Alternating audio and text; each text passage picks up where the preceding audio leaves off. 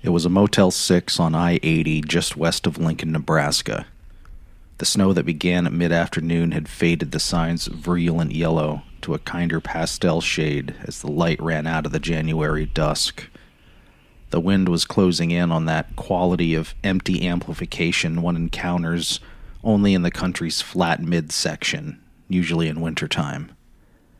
That meant nothing but discomfort now. But if big snow came tonight, the weather forecasters couldn't seem to make up their minds, then the interstate would be shut down by morning. That was nothing to Alfie Zimmer. He got his key from a man in a red vest and drove down to the end of the long cinder block building. He had been selling in the Midwest for 20 years and had formulated 4 basic rules about securing his night's rest. First, always reserve ahead. Second, reserve at a franchise motel if possible. Your Holiday Inn, your Ramada Inn, Comfort Inn, Motel 6. Third, always ask for a room on the end. That way, the worst you could have is one set of noisy neighbors. Last, ask for a room that begins with a 1. Alfie was 44, too old to be fucking truck stop whores, eating chicken fried steak, or hauling his luggage upstairs. These days, the rooms on the first floor were usually reserved for non-smokers. Alfie rented them and smoked anyway. Someone had taken the space in front of room 190. All the spaces along the building were taken. Alfie wasn't surprised. You could make a reservation, guarantee it, but if you arrive late on a day like this was, after 4 p.m., you had to park and walk. The cars belonging to the early birds were nested up on the gray cinder blocks and the bright yellow doors in a long line, their windows already covered with a scrim of light snow.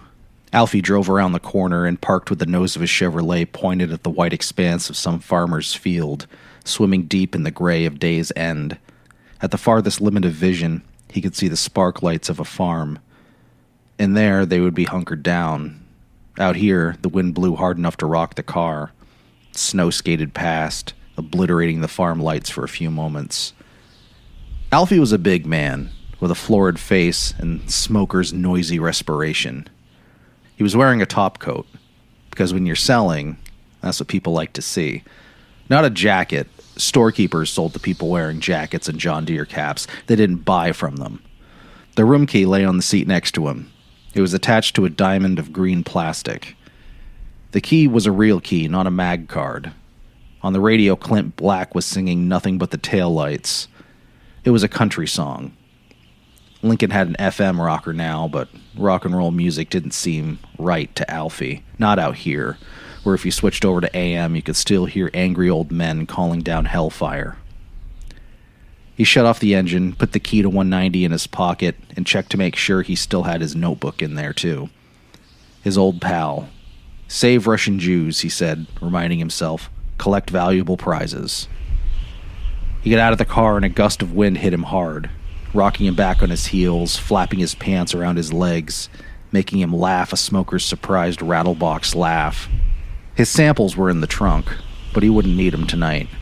No, not tonight at all. He took his suitcase and his briefcase out of the back seat, shut the door, then pushed the black button on his key fob, the one that locks all the doors. The red one set off an alarm, what you're supposed to use if you're going to be mugged. Alfie had never been mugged.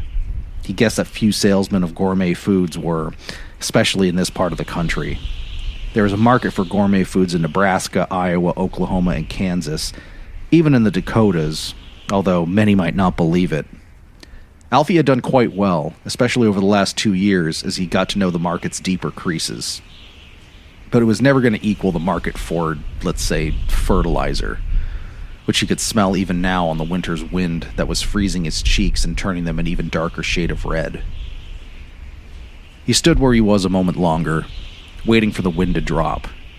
It did, and he could see the spark lights again. The farmhouse. And it was possible that behind those lights, some farmer's wife was even now heating up a pot of cottager's split pea soup, or maybe microwaving a cottager shepherd's pie or chicken Francois. It was possible as hell. While her husband watched the early news with his shoes off and his sock feet on the hassock, and overhead their son played a video game on his GameCube, and their daughter sat in the tub chin-deep in fragrant bubbles, her hair tied up with a ribbon, reading The Golden Compass by Philip Pullman, or perhaps one of the Harry Potter books, which were favorites of Alfie's daughter, Carlene. All that going on behind the spark lights, some family's universal joint turning smoothly in its socket. But between them and the edge of this parking lot was a mile and a half of flat field, white in the running away light of a low sky, comatose with the season. Alfie briefly imagined himself walking into the field in his city shoes, his briefcase in one hand and his suitcase in the other, working his way across the frozen furrows, finally arriving, knocking. The door would be opened and he would smell pea soup, that good hearty smell, and hear the KETV meteorologist in the other room saying, "But now look at this low pressure system just coming over the Rockies." And what would Alfie say to the farmer's wife? That he just dropped by for dinner? Would he advise her to save Russian Jews, collect valuable prizes? Would he begin by saying, "Ma'am, according to at least one source I've read recently, all that you love will be carried away"? That would be a good conversation opener, sure to interest the farmer's wife and the wayfaring stranger who had just walked across her husband's east field to knock on her door. And when she invited him to step in to tell her more, he could open his briefcase and give her a couple of his sample books. Tell her that once she discovered the Cottager brand of quick-serve gourmet delicacies, she would almost certainly want to move on to the more sophisticated pleasures of ma mère. And, by the way, did she have a taste for caviar? Many did, even in Nebraska. Freezing. Standing here and freezing. He turned from the field and the spark lights at the far end of it and walked to the motel, moving in careful duck steps so he wouldn't go ass over tea kettle. He had done it before, God knew. Whoops-a-daisy in 100 motel parking lots. He had done most of it before, actually, and suppose that was at least part of the problem. There was an overhang, so he was able to get out of the snow. There was a Coke machine with a sign saying, "Use correct change." There was an ice machine and a snacks machine with candy bars and various kinds of potato chips behind curls of metal like bed springs. There was no "Use correct change" sign on the snacks machine. From the room to the left of the one where he intended to kill himself, Alfie could hear the early news. But it would sound better in that farmhouse over yonder, he was sure of that. The wind boomed. Snow swirled around his city shoes, and then Alfie let himself into his room. The light switch was to the left. He turned it on and shut the door. He knew the room. It was the room of his dreams. It was square. The walls were white. On one was a picture of a small boy in a straw hat, asleep with a fishing pole in his hand. There was a green rug on the floor, a 1/4 inch of some nubbly synthetic stuff. It was cold in here right now, but when he pushed the high heat button on the control panel of the climatron beneath the window, the place would warm up fast. Would probably become hot. A counter ran the length of one wall. There was a TV on it. On top of the TV was a piece of cardboard with "One Touch Movies" printed on it.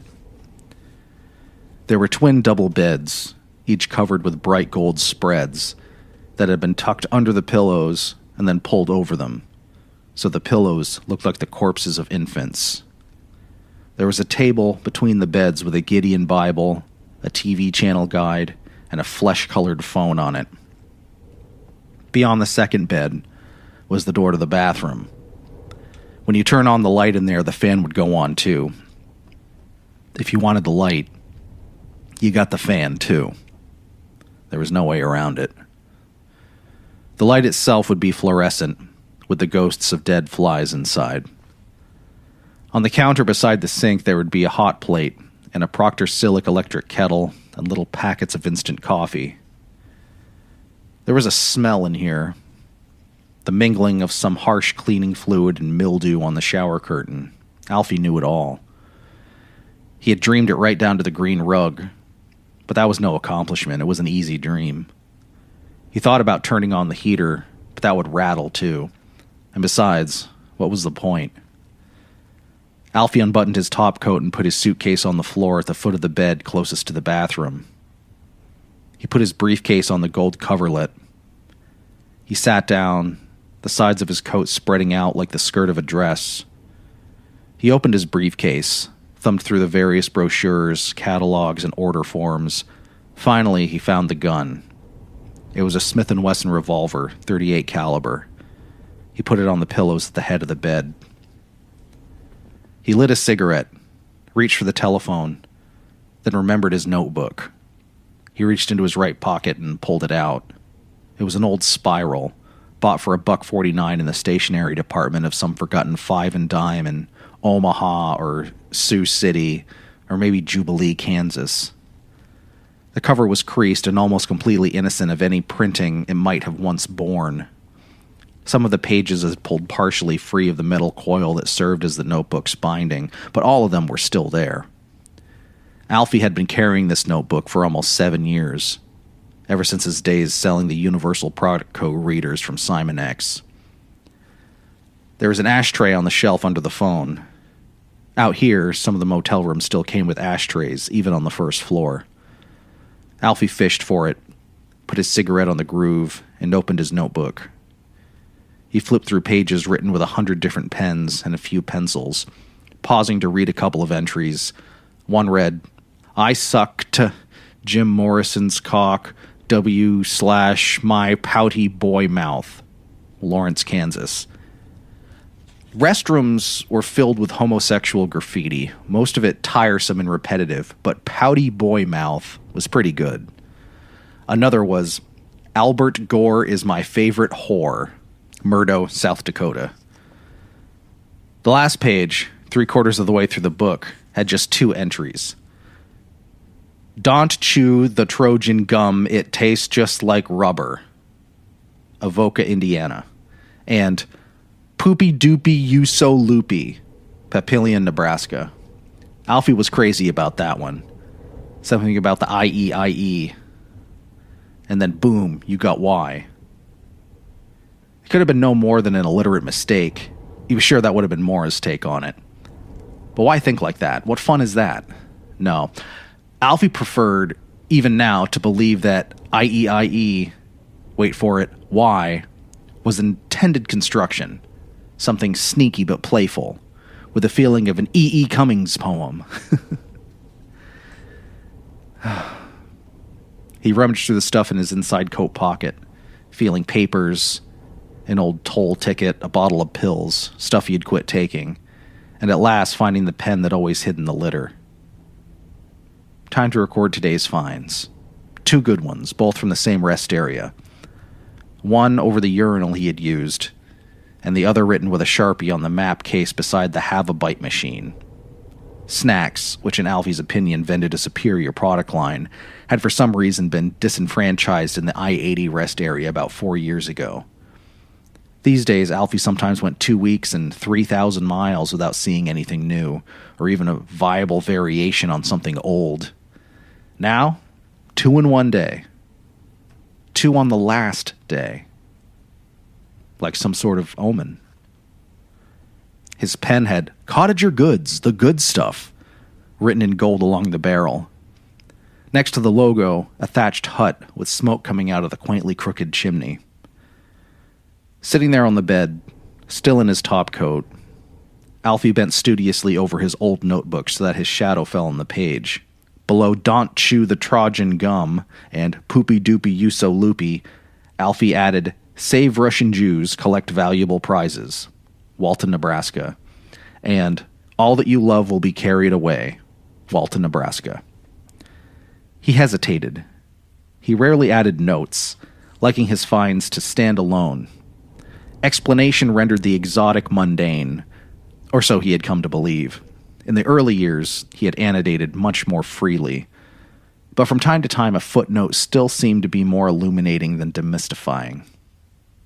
He starred the second entry, "All that you love will be carried away, Walton, Nebraska," and drew a line 2 inches above the bottom of the page and wrote "Star."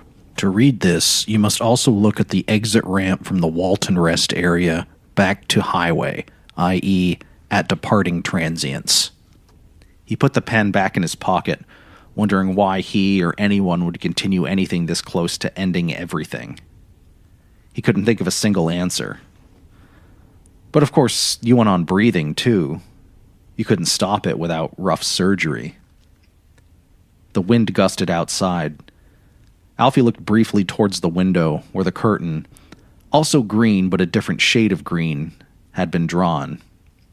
If he pulled it back, he would be able to see chains of light on Interstate 80, each bright bead marking sentient beings running on the rod of the highway. Then he looked back down at his book. He meant to do it, all right. This was just, well, breathing, he said, and smiled. He picked his cigarette out of the ashtray, smoked, returned it to the groove, and thumbed back through the book again.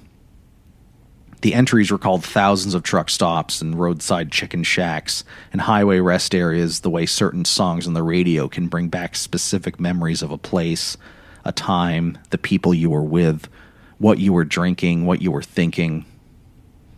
Here I sit, broken-hearted, tried to shit, but only farted. Everyone knew that one. But here was an interesting variation from Double D Steaks in Hooker, Oklahoma. Here I sit, I'm at a loss, trying to shit out taco sauce. I only knew I'm going to drop a load. I only hope I don't explode.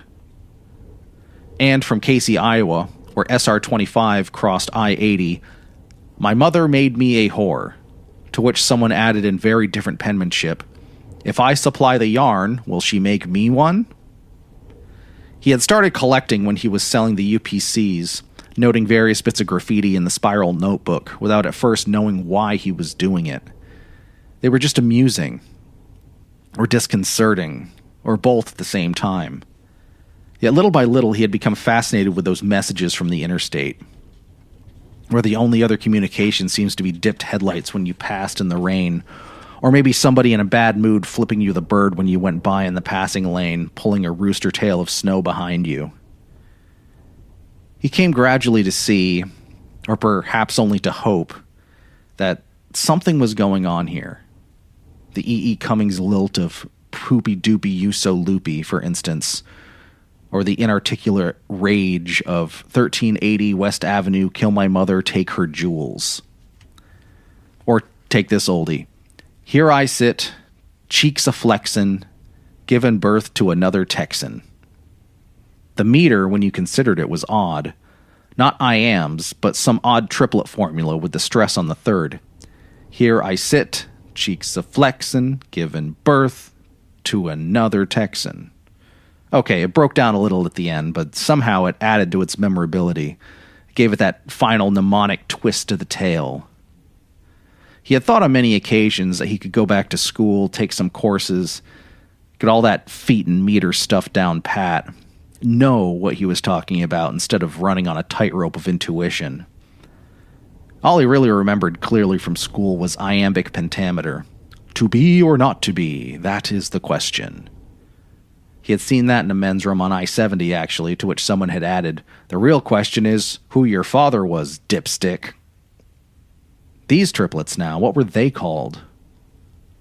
Was that trochaic? He didn't know.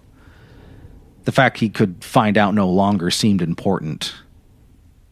But he could find out, yes. It was something people taught. It was no big secret.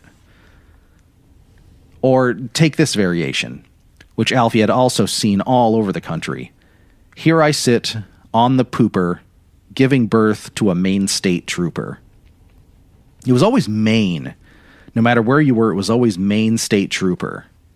And why? Because no other state would scan. Maine was the only one of the 50 whose name consisted of a single syllable. Yet again, it was in triplets. Here I sit, on the pooper. He had thought of writing a book, just a little one. The first title to occur to him had been, Don't Look Up Here, You're Pissing on Your Shoes. But you couldn't call a book that. Not and reasonably hope someone would put it out for sale in a store anyway. And besides, that was light, frothy. He had become convinced over the years that something was going on here and it wasn't frothy. The title he had finally decided on was an adaptation of something he had seen in a rest area toilet stall outside of Fort Scott, Kansas, on Highway 54. I Killed Ted Bundy, The Secret Transit Code of America's Highways, by Alfred Zimmer. That sounded mysterious and ominous, almost scholarly. But he hadn't done it. And although he had seen If I Supply the Yarn, Will She Make Me One, added to My Mother Made Me a Whore all over the country, he had never expounded, at least in writing, on the startling lack of sympathy, the just deal with it sensibility of the response. Or what about Mammon is the King of New Jersey? How did one explain why New Jersey made it funny and the name of some other state probably wouldn't? Even to try seemed almost arrogant. He was just a little man, after all, with a little man's job. He sold things, a line of frozen dinners currently. And now, of course,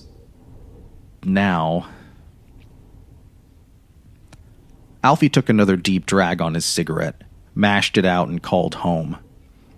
He didn't expect to get Maura and didn't. It was his own recorded voice that answered him, ending with the number of his cell phone. A lot of good that would do. The cell phone was in the trunk of the Chevrolet, broken. He never had good luck with gadgets. After the beep, he said, "Hi, it's me. I'm in Lincoln. It's snowing. Remember the casserole you were going to take over to my mother? She'll be expecting it. And she asked for Red Ball coupons. I know you think she's crazy on that subject, but humor her, okay? She's old. Tell Carlene Daddy says hi." Then paused, for the first time in about 5 years, added, "I love you." He hung up, thought about another cigarette. No worries about lung cancer, not now, and decided against it. He put the notebook open to the last page beside the telephone. He picked up the gun and rolled out the cylinder. Fully loaded. He snapped the cylinder back in with a flick of his wrist, then slipped the short barrel into his mouth. It tasted of oil and metal. He thought, here I sit, about to cool it. My plan to eat a fucking bullet. He grinned around the barrel. That was terrible. He never would have written that down in his book. Then another thought occurred to him, and he put the gun back in its trench on the pillow, drew the phone to him again, and once more called home. He waited for his voice to recite the useless cell phone number, then said, "Me again. Don't forget Rambo's appointment at the vet day after tomorrow, okay? Also, the sea jerky strips at night. They really do help his hips. Bye." He hung up and raised the gun again. Before he could put the barrel in his mouth, his eye fell on the notebook. He frowned. He put the gun down. The book was open to the last 4 entries. The first thing anyone responding to the shot would see would be his dead body, sprawled across the bed closet to the bathroom, his head hanging down and bleeding on the nubbly green rug. The second thing, however, would be the spiral notebook, open to the final written page. Alfie imagined some cop, some Nebraska state trooper, who would never be written about on any bathroom wall due to the disciplines of scansion, reading those final entries, perhaps turning the battered old notebook towards him with the tip of his own pen. He would read the first 3 entries: Trojan gum, poopy doopy, save Russian Jews, and dismiss them as insanity. He would read the last line, all that you love will be carried away, and decide that the dead guy had regained a little rationality at the end, just enough to write a halfway sensible suicide note. Alfie didn't like the idea of people thinking he was crazy. Further examination of the book, which contained such information as Medgar Evers is alive and well in Disneyland, would only confirm that impression. He was not crazy, and the things he had written here over the years weren't crazy either. He was convinced of it. And if he was wrong, if these were the rantings of lunatics, they need to be examined even more closely. That thing about don't look up here, you're pissing on your shoes, for instance, was that humor? Or a growl of rage? He considered using the John to get rid of the notebook, then shook his head. He'd end up on his knees with his shirt sleeves rolled back, fishing around in there trying to get the damn thing back out, while the fan rattled and the fluorescent buzzed. And although immersion might blur some of the ink, it wouldn't blur all of it, not enough. Besides, the notebook had been with him so long, riding in his pocket across so many flat and empty Midwest miles, he hated the idea of just flushing it away. The last page, then? Surely one page, balled up, would go down. But that would leave the rest for them. There was always a them. To discover. All that clear evidence of an unsound mind. They'd say, lucky he didn't decide to visit a schoolyard with an AK-47, take a bunch of little kids with him. And it would follow Maura like a tin can tied to a dog's tail. Did you hear about her husband? They'd ask each other in the supermarket. Killed himself in a motel. Left a book full of crazy stuff. Lucky he didn't kill her. Well, he could afford to be a little hard about that. Maura was an adult, after all. Carlene, on the other hand... Carlene was...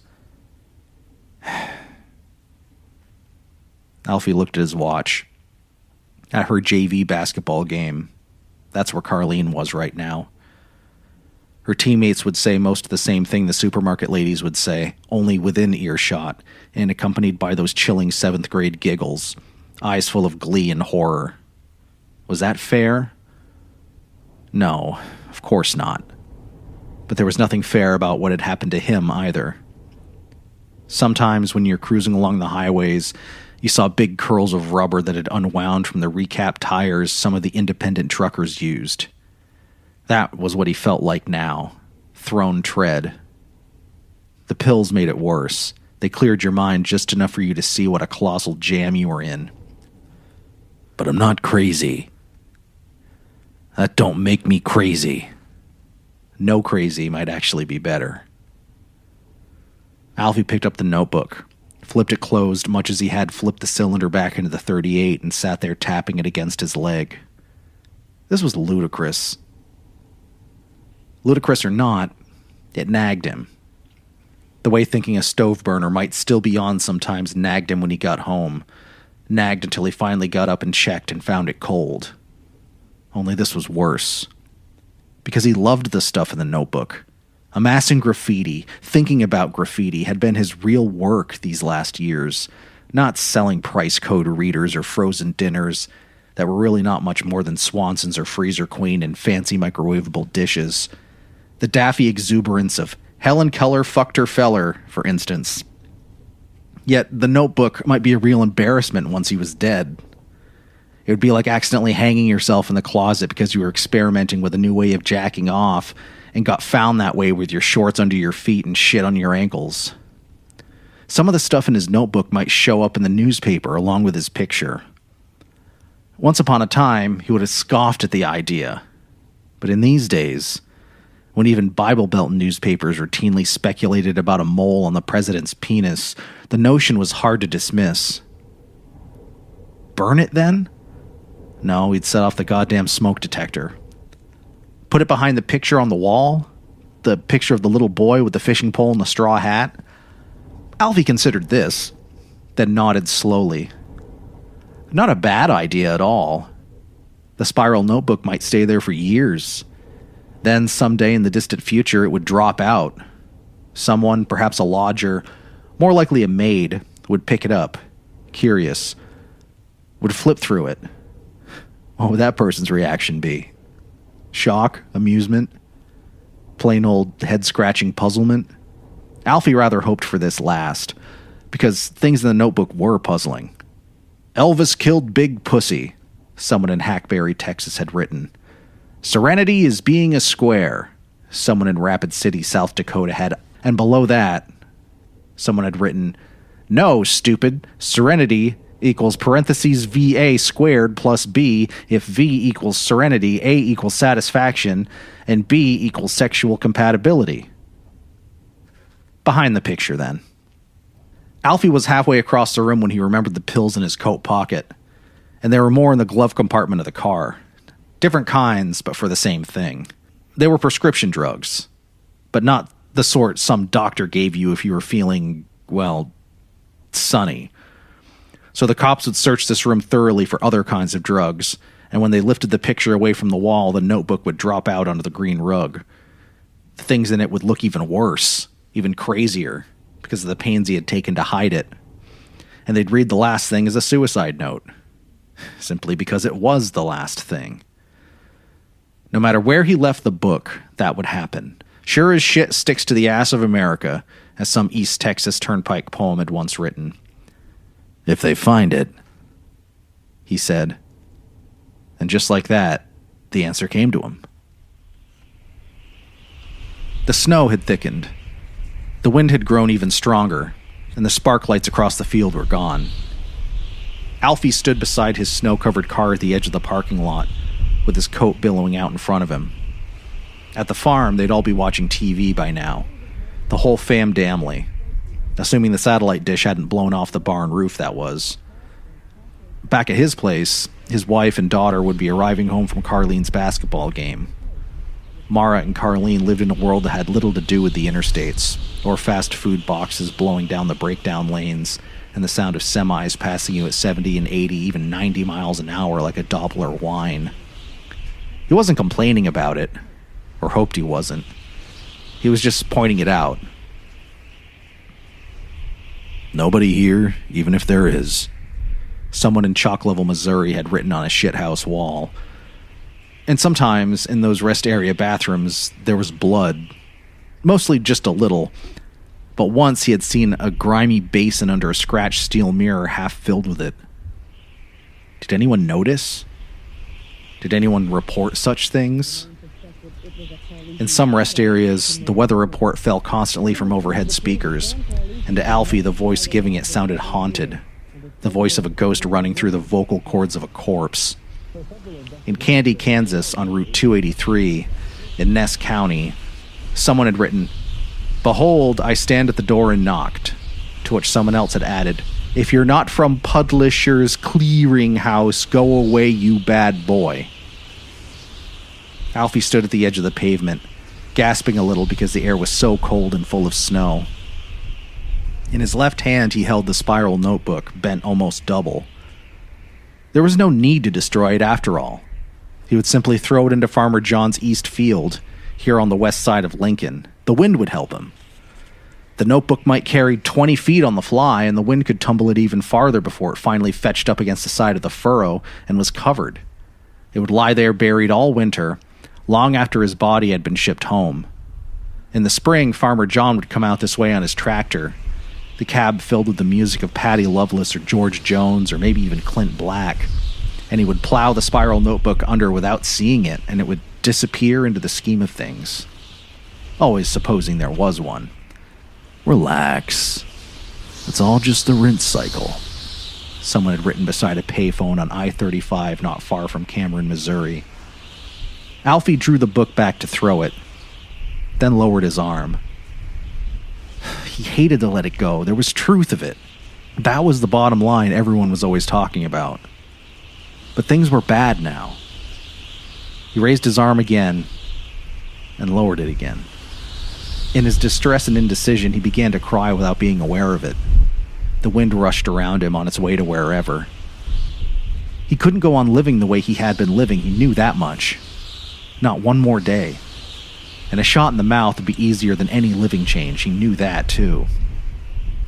Far easier than struggling to write a book few people, if at all, were likely to read.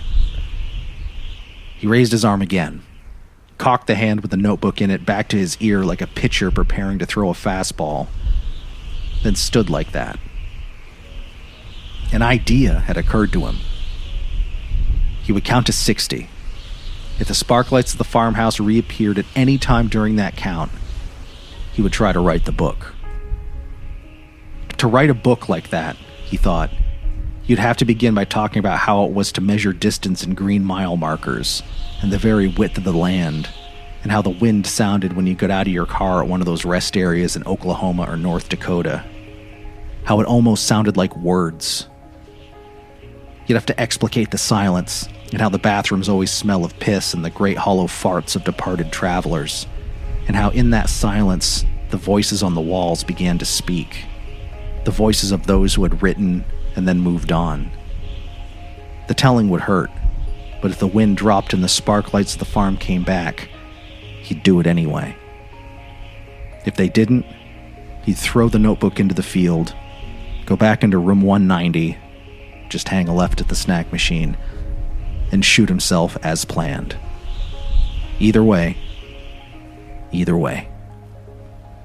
Alfie stood there counting to 60 inside his head, waiting to see if the wind would drop. The end.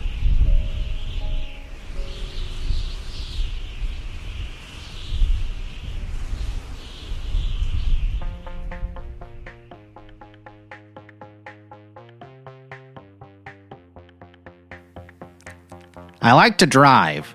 I'm particularly addicted to those long interstate barrels where you see nothing but prairie to either side and a cinder block rest area every 40 miles or so.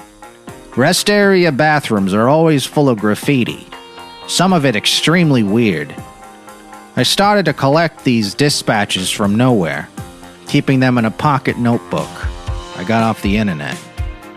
There are 2 or 3 websites dedicated to them, and finally found the story in which they belonged. And this is it. I don't know if it's good or not, but I cared very much for the lonely man at its center, and I really hope things turned out okay for him. In the first draft, things did, but Bill Buford of the New Yorker suggested a more ambiguous ending. He was probably right. But we could all say a little prayer for the Alfie Zimmers of the world. Thank you for listening. STS Media is produced at Milt House Studios in Milton, Vermont, casting around the globe to your frontal lobe wherever podcasts are found, and on YouTube as Stories Telling Stories. Please like and subscribe so we can continue making this content for you ad-free and without commercial interruptions. Let us know what story you'd like to see us feature next. You can help us keep the show sponsor-free by supporting us on Patreon for $1 a month or more. What's the best piece of bathroom graffiti you've ever seen? Let us know in the comment section down below. And until next time, we'll see you again real soon.